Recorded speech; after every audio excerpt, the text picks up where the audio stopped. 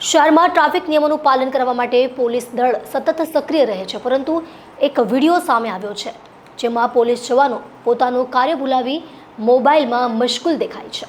શહેરમાં ટ્રાફિક નિયમોનું પાલન કરવા માટે પોલીસ દળ સતત સક્રિય રહે છે, પરંતુ એક વિડીયો સામે આવ્યો છે જેમાં પોલીસ જવાનો પોતાનું કાર્ય ભૂલાવી મોબાઈલમાં મશગુલ દેખાય છે।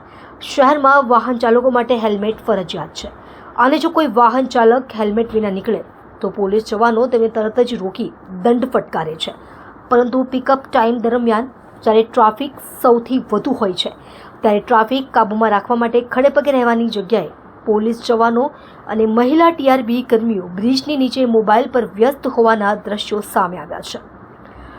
સુરત ટ્રાફિક પોલીસ રિજિયન 2ની હદમાં આવતા પૂણા કેનાલ રોડ રેશમા ચોકડી પર સાંજના સમયે 6 થી 8 વાગ્યા સુધી ટ્રાફિકનો ભારે વકરો રહે છે।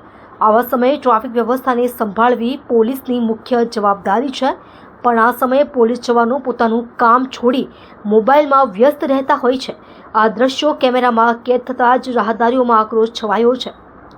એક બાજુ સામાન્ય લોકોને ટ્રાફિક નિયમો માટે દંડ ફટકારવામાં આવે છે અને બીજી બાજુ ટ્રાફિક વ્યવસ્થાને જાળવી રાખવાના બદલે જવાનો પોતે જ બેદરકાર હોય તો આ બેવડી નીતિ કેવી રીતે યોગ્ય કહેવાય?